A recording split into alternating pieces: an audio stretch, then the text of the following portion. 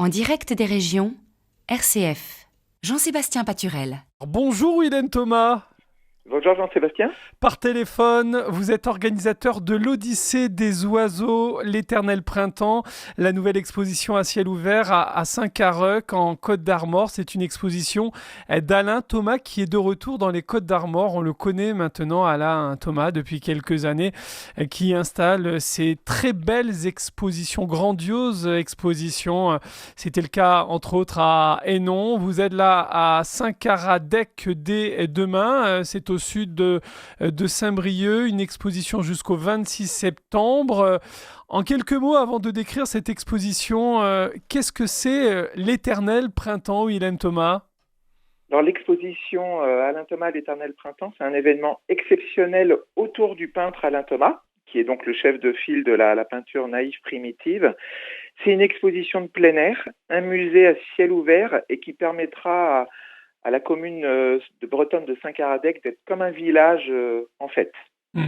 Et c'est dans le cadre de l'Odyssée des oiseaux, cette organisation, ce rendez-vous. Willen Thomas, vous êtes organisateur de l'Odyssée des oiseaux. Peut-on rappeler ce que c'est l'Odyssée des oiseaux avant de découvrir cette exposition ?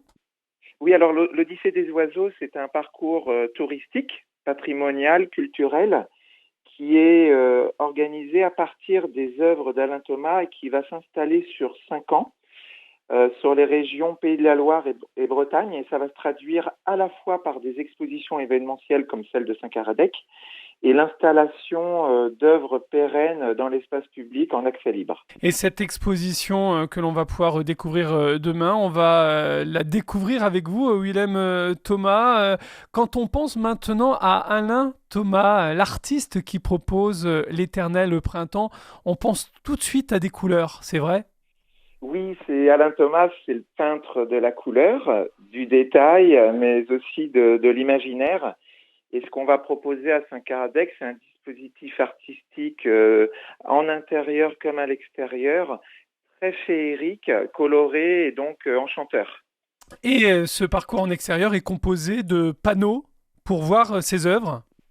Oui, alors le dispositif est composé d'une 60aine de panneaux, dits bons, permettant de présenter les œuvres d'Alain Thomas en grand format. Mais il y a aussi des surprises parce qu'il y a ce qu'on peut appeler des œuvres majeures. Je pense notamment à la fresque des ibis du Japon dans le jardin des Simples, un petit jardin intimiste très patrimonial en face de l'église. À partir de début juillet, il y aura une girouette aux aras avec des perroquets et autres oiseaux d'Alain Thomas sur un mât de 8 mètres de haut à partir de l'étang en contrebas de la commune. Et puis aussi une proposition à travers une galerie d'art éphémère où on pourra aller à la source et puis découvrir vraiment ce qu'est l'univers d'Alain Thomas avec une 40aine d'œuvres exposées, des sujets emblématiques de son univers. Mais il y a aussi l'église qui est sur le parcours, une église donc du XVIe et XVIIe siècle, très intéressante à découvrir parce que il y a un trésor qui est méconnu aussi avec la crypte. Et on investit les lieux pour créer justement un dialogue entre le patrimoine de l'église et le patrimoine d'Alain Thomas, avec notamment l'installation de drops en partie supérieure au niveau du plafond de l'église. Et il y a une jolie symbiose qui s'opère. Quand vous dites une 60aine d'œuvres en grand format, vous le disiez il y a quelques secondes, grand format, oui. Quelles sont les mesures de ces 60aines d'œuvres ? C'est grand comment ? Alors je dis grand format déjà par rapport à l'œuvre d'Alain Thomas, parce qu'il faut imaginer un tableau d'Alain Thomas. C'est une peinture à l'huile sur panneau de bois qui en moyenne fait 41 cm sur 33. Donc vous voyez, c'est un peintre de la miniature, très intimiste. Là, à partir du moment où on est en plein air, on a des panneaux qui peuvent faire 2 mètres de large sur 1 mètre de haut, ce que Alain Thomas lui-même ne ferait pas. Et j'évoquais tout à l'heure la fresque des ibis du Japon. On est dans un lieu très intimiste et en même temps, on a une grande fresque qui fait plus de 60 mètres carrés qui investit tout le mur. Donc vous voyez, l'idée, c'est que quand on installe l'œuvre d'Alain Thomas, c'est que l'œuvre épouse le territoire. Là, en l'occurrence, le territoire de Saint-Caradec a des richesses environnementales, patrimoniales, et donc on vient s'adapter et être en correspondance totale avec le patrimoine. Je prends l'exemple de l'étang qui est en contrebas. eh bien, on a installé sur les petites presqu'îles et autour de l'étang des panneaux. Ça crée une déambulation, une promenade, une respiration. Et qu'il y ait des éclaircies, qu'il fasse beau, pas beau, en fait, l'œuvre se révèle différemment et elle met en valeur aussi la nature qui est déjà très belle, existante sur site. Et c'est à Saint-Caradec, vous étiez à Hénon l'année dernière. Pour ceux qui ont déjà découvert l'univers d'Alain Thomas, il faut le préciser, c'est très différent cette année. Oui, vous faites bien de rappeler que à l'origine, il y a eu une exposition à Hénon, parce que finalement, si on a cette exposition de plein air Alain Thomas à Saint-Caradec, c'est parce que historiquement, il y a eu l'exposition à Hénon, et c'est Hénon qui finalement a suscité l'exposition de Saint-Caradec. Pour rappel, il y a eu 45 000 visiteurs à venir sur 2 éditions de 3 à 4 mois. Hénon, c'est 2250 habitants. Saint-Caradec, c'est 1250 habitants. Donc vous voyez, ce qui est vraiment enthousiasmant, c'est pouvoir devenir comme ça en milieu rural et créer un événement. Alors bien sûr, ce qu'on a fait à Hénon, on ne retrouvera pas la même chose à Saint-Caradec. C'est tout à fait différent. On ne peut pas comparer Hénon et son église aux allures de cathédrale avec un dispositif qui était sur 700 mètres et Saint-Caradec où là, le dispositif s'installe sur 2 kilomètres sur 3 plateaux différents. C'est-à-dire qu'on partira du haut de la commune ou du bas, selon qu'on démarre à partir du bourg ou de l'étang en contrebas. Et après, on empruntera des sentiers assez ombragés. Il y aura une sorte de boucle, et en passant par justement cette église qui est, on va dire, dans l'épicentre, qui est l'épicentre de la commune. Et donc la respiration est complètement différente. Le thème est différent. Et puis la particularité de Alain Thomas, l'Éternel Printemps à Saint-Caradec, c'est qu'on va proposer 2 œuvres pérennes. C'est-à-dire qu'au-delà de cette exposition événementielle, resteront 2 œuvres, la fresque des ibis du Japon et cette fameuse girouette au perroquet d'Alain Thomas. On parlait d'un circuit. Combien de kilomètres fait ce circuit qui emprunte le tour du plan d'eau, entre autres, jusqu'à l'église et le centre-bourg de Saint-Caradec, Willem Thomas? On est sur une boucle de 2 à 2 km 500. On peut débuter le parcours à n'importe quel endroit, puisqu'en fait, l'œuvre, le dispositif qui est proposé, c'est à partir d'une œuvre qui est vraiment universelle. Donc, peu importe qu'on débute à partir de l'étang, où on peut s'y promener pendant 20 minutes. Après, on peut remonter, vous voyez, vers l'église qu'on peut visiter, et puis surtout prendre un moment de détente devant cette fresque. Il y a vraiment une approche contemplative. Et j'étais le week-end dernier sur Saint-Caradec pour finaliser le montage de ce dispositif. Et j'étais agréablement surpris de voir que les gens restaient, le public restait devant cette fresque en admiration parce qu'en fait, elle nous absorbe. On est dans un lieu qui est charmant, avec le calvaire, l'église, la statue de Saint-Caradec, tout ça très patrimonial et ancien. Et là, vous avez de la couleur, c'est vif, lumineux, et en même temps, c'est à la fois vivifiant et reposant. Vous voyez, dans l'œuvre d'Alain Thomas, il y a toujours cette dimension de contemplation, parce que finalement, on s'évade, on voyage, et c'est de la rêverie à l'état pur, et c'est pour ça que cette exposition s'adresse à tous les publics. Elle est gratuite, à l'air libre, en déambulation, et finalement, aujourd'hui, c'est peut-être le dispositif idéal par rapport au contexte qui est le nôtre. Et vous parliez de couleurs vives, de luminosité. Ce n'est pas très étonnant avec ce que fait Alain Thomas, ce que nous propose Alain Thomas en Côte d'Armor. C'était le cas encore l'année dernière. Comment s'est fait le choix de Saint-Caradec? Alors, le maire de Saint-Caradec, Alain Guillaume, connaissait déjà l'univers d'Alain Thomas de longue date, parce qu'il l'avait découvert à Pont-Aven, là où Alain Thomas expose depuis 25 ans, à la galerie L'Oiseau Bleu chaque été. Et puis, bien évidemment, pas très loin, il a découvert l'exposition de plein air de Hénon. Et là, il nous a contactés en nous disant il faut absolument qu'on puisse faire une exposition inédite et unique à Saint-Caradec. Et en amont, il a proposé cette exposition au concours des bourgs ruraux dynamiques. Et il se trouve que la commune a été lauréate. Donc, vous voyez, c'est une belle histoire, parce que ça veut dire qu'une commune de 1250 habitants peut rêver et peut envisager un dispositif qui est quand même à minima régional. Il faut savoir que c'est une exposition organisée avec le préfet, le département, la région, également le diocèse de Saint-Brieuc et Tréguier, puisque l'église Ah, Quelle oui, rela- On a Willem une très belle Thomas. relation avec le diocèse. Donc l'exposition est également proposée, vous voyez, avec le partenariat du diocèse. Hmm. Et Saint-Caradec, village classé au patrimoine culturel de la Bretagne. Petite précision, Willem Thomas. Oui, oui, tout à fait. C'est en fait le Saint-Caradec, c'est l'épicentre géographique de la Bretagne. C'est quand même une particularité, classé au patrimoine culturel de la Bretagne. Et du coup, le village devient un véritable écrin pour l'exposition. J'insiste beaucoup sur le fait qu'on n'est pas là pour poser des œuvres, pour poser des œuvres. En fait, on crée vraiment un dialogue entre la commune et l'œuvre. Et c'est ce qui fait que l'exposition devient unique. De même que l'exposition est en fait le résultat, le fruit d'un dialogue artistique entre Alain Thomas, artiste peintre, dont c'est l'œuvre qui est choisie pour le dispositif, et Stéphane Filippo, artiste designer de l'agence nantaise de design Apapa Rosenthal. Et en fait, si vous voulez, il faut transposer l'univers d'Alain Thomas pour que justement il puisse correspondre au territoire. Et l'œuvre d'Alain Thomas valorise le territoire comme le territoire valorise l'œuvre. Et c'est ce qui permet de proposer un dispositif, un voyage, un événement artistique qui est vraiment harmonieux. Vous voyez, on n'est pas dans une approche transgressive, on est vraiment dans une approche harmonieuse qui fait que le public apprécie beaucoup ce genre d'événement. Un univers spécifique que vous proposez à Saint-Caradec que l'on ne verra pas autre part, hein, Willem Thomas. Non, c'est la particularité du parcours de l'Odyssée des oiseaux, c'est que quand on propose une exposition événementielle sur un territoire ou des œuvres pérennes, on est certain qu'on ne retrouvera pas la même chose sur le territoire voisin. Il faut que de la même façon qu'on soit surpris quand on arrive sur un territoire, ce soit le cas sur une commune voisine.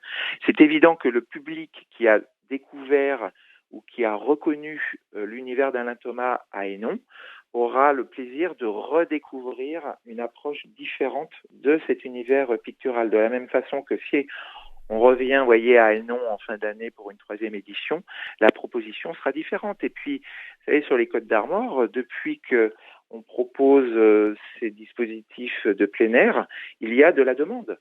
Alors, bien évidemment, on regarde avec attention les demandes qui nous sont formulées, mais il y a déjà, vous voyez, l'idée de créer un parcours sur les Côtes d'Armor événementiel, en plus de ce parcours d'installation d'œuvres pérennes. L'Odyssée des oiseaux, c'est à terme 25 œuvres en plein air, pérennes, installées donc sur les Pays de la Loire et la Bretagne sur 5 ans. Donc là, on est au début de ce parcours et on est très heureux que Saint-Caradec y contribue.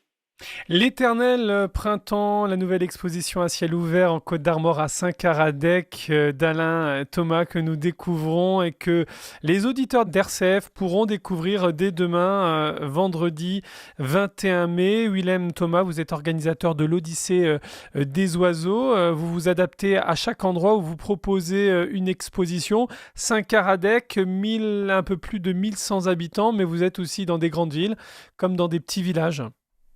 Oui, En France. c'est ça, ce qui est vraiment incroyable, c'est que l'univers d'Alain Thomas, depuis 60 ans, est proposé et s'invite dans des grandes villes, des milieux urbains, des capitales, aussi bien en France qu'à l'étranger, puisque même en ce moment, vous voyez, il est exposé dans les Caraïbes, en Corée du Sud, et on ne l'attend pas forcément à Saint-Caradec. Et c'est ça qui est aussi enthousiasmant parce que finalement, c'est une œuvre qui touche tous les publics. C'est pour ça que on invite les auditeurs à venir parce ils ne seront pas déçus. Et c'est d'autant plus une belle surprise qu'on vient, vous voyez, dans des territoires plus reculés. Le milieu rural est un milieu qui a beaucoup de mérite parce qu'il y a une sorte de désertification au niveau de la santé scolaire, pareil pour tout ce qui est pictural ou culturel. Et donc, quelque part, c'est un véritable défi au départ.